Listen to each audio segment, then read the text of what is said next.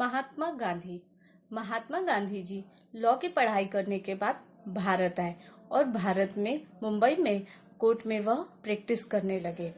इस दौरान उनकी मुलाकात दक्षिण अफ्रीका के व्यापारी दादा अब्दुल्ला जी से हुई।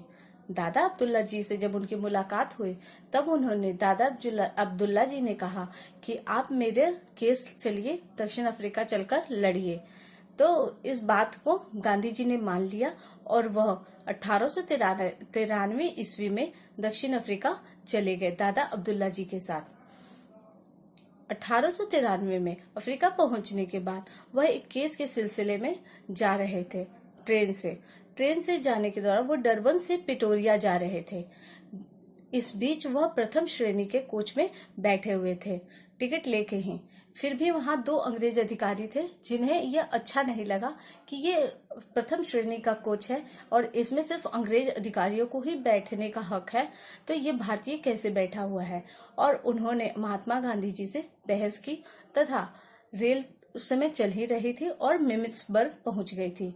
वहां पे उन दोनों अधिकारियों ने महात्मा गांधी जी का हाथ पकड़कर उन्हें धक्का देकर ट्रेन से उतार दिया। इस हादसे को हम मिमित्सबर्ग रेल कांड के नाम से भी जानते हैं। इस तरह महात्मा गांधी जी इस कांड होने के बाद वो बहुत आघात हुए। उन्हें लगा कि जब मैं वकील हूं और इतना उच्च वर्ग का कार्य कर रहा हूं तो मेरे साथ ये अंग्रेज अधिकारी इतना अन्याय कर रहे हैं, तो यहाँ रहने वाली गरीब और आम जनता के साथ वह कैसा व्यवहार कर रहे होंगे। और इस बात से दुखी होकर उन्होंने यह ठान लिया था तब से कि अब मुझे यहाँ के लोगों के लिए कुछ करना है, इस अन्याय के खिलाफ लड़ना है। इसके लिए सबसे पहले 1894 ईस्वी में उन्होंने नेटाल इंडियन कांग्रेस की स्थापना की। 1902 में उन्होंने ट्रांसवाल ब्रिटिश इंडियन एसोसिएशन की स्थापना की। 1903 में द इंडियन ओपिनियन अखबार भी उन्होंने निकाला जिसमें वह अंग्रेजों के विरुद्ध लिखते थे और अन्याय के खिलाफ आवाज उठाई। 1904 ईस्वी में उन्होंने फिनिक्स आश्रम डरबन में फिनिक्स आश्रम की स्थापना की और इस आश्रम से ही वह अपने कार्यों को संचालित करते थे। 1906 ईस्वी में Asiatic society of registration act के खिलाफ उन्होंने लड़ाई की शुरुआत की। ये महात्मा गांधी जी का प्रथम सत्याग्रह था। आइए जानते हैं ये क्या है Asiatic society of registration act. इस एक्ट के तहत जो भारत के गिरमिटिया मजदूर वहां काम कर रहे थे उन्हें एक स्लिप लेकर हमेशा अपनी जेब में घूमना होता था। अगर वो किसी कारणवश स्लिप उनके घर पर ही रह गई या कहीं छूट गई या खो गया और जांच के दौरान अंग्रेज अधिकारियों ने देख लिया कि उसके पास स्लिप नहीं है तो उसे जेल में डाल देते थे तथा उसे जुर्माना भी देना पड़ता था। एक तरह का ये अन्याय था।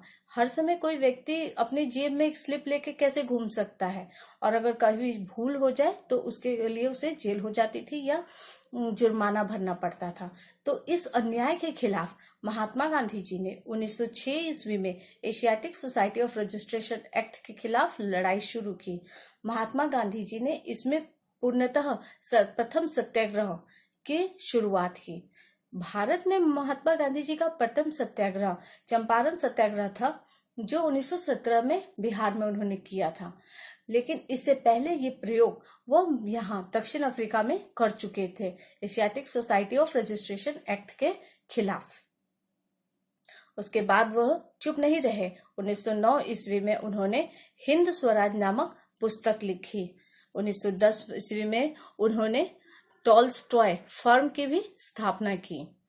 फिर 1913 में द ग्रेट मार्च की शुरुआत की। आइए जानते हैं ये द ग्रेट मार्च क्या है।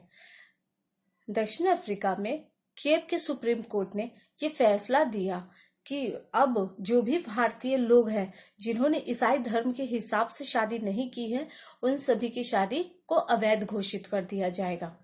तो जब शादियां ही अवैध घोषित हो जाएंगी तो उनसे जो संतान है वह कैसे वैध रहेगी। तो इसके खिलाफ उन्होंने द ग्रेट मार्च निकाला।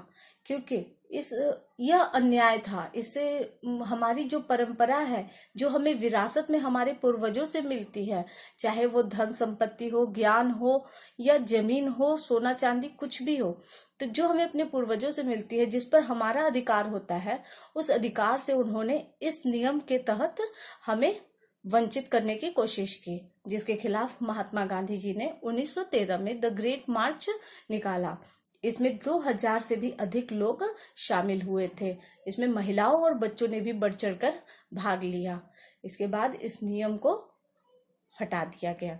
तो इस तरह से महात्मा गांधी जी ने दक्षिण अफ्रीका के लोगों के लिए बहुत सारे कार्य किए। Asiatic society of registration act जैसे काले कानून से भी उन्हें छुट्टी दिलाई, तथा केप के जो सुप्रीम कोर्ट ने जो ये फैसला दिया, इस फैसले के खिलाफ भी उन्होंने सफलता हासिल की। और 1915 ईस्वी में 9 जनवरी 1915 ईस्वी को महात्मा गांधी जी भारत आ गए। 9 जनवरी को हम लोग अप्रवासी दिवस के रूप में मनाते हैं। आइए जानते हैं महात्मा गांधी जी को सबसे पहले राष्ट्रपिता किसने कहा। सुभाष चंद्र बोस जी ने महात्मा गांधी को सबसे पहले राष्ट्रपिता कहा। रविंद्रनाथ टैगोर जी ने उन्हें महात्मा की उपाधि दी। सबसे पहले महात्मा कह के संबोधित करने वाले रविंद्रनाथ टैगोर जी थे। उसके बाद महात्मा गांधी जी के राजनीतिक गुरु गोपाल कृष्ण गोखले थे। गोपाल कृष्ण गोखले जी से महात्मा गांधी भारत आने के बाद मुलाकात की, तथा गोपाल कृष्ण गोखले जी से वो प्रेरित थे। इससे पहले भी वो गोपाल कृष्ण गोखले जी से मिल चुके थे। तो गोपाल कृष्ण गोखले जी ने ही बताया महात्मा गांधी जी को कि अगर आप देश की राजनीति में हिस्सा लेना चाहते हैं और इस देश की जनता को समझना चाहते हैं और आप इस देश के लिए कुछ करना चाहते हैं, तो पहले इस देश को जानिए। जब तक आप इस देश को नहीं जानेंगे, तब तक आप कैसे लड़ेंगे किसी के लिए। कि यहाँ भारत जो है, भिन्न भिन्न संस्कृति और सभ्यता हमारी एक है, लेकिन संस्कृति तो हमारी भिन्न है। तो भिन्न भिन्न संस्कृतियों को समझने के लिए और हर क्षेत्र के हिसाब से हमारी समस्याएं भिन्न हैं। तो इसलिए महात्मा गांधी जी अपने राजनीतिक गुरु गोपाल कृष्ण गोखले जी को ही मानते थे। रामचंद्र गुहा जी ने महात्मा गांधी जी के बारे में कहा कि गांधी जी ने जो 2 दशक दक्षिण अफ्रीका में बिताए, वे गांधी जी को महात्मा बनने की राह पर ले गए। ये विचार रामचंद्र गुहा जी का था। महात्मा गांधी जी के बारे में आइंस्टाइन ने कहा था कि आने वाली पीढ़ियां ये विश्वास नहीं करेगी कि इस धरती पर गांधी जैसा कोई हाड़ मांस का शरीर रहा होगा। तो ये थे इन सभी के विचार, और मिलते हैं नेक्स्ट वीडियो। धन्यवाद।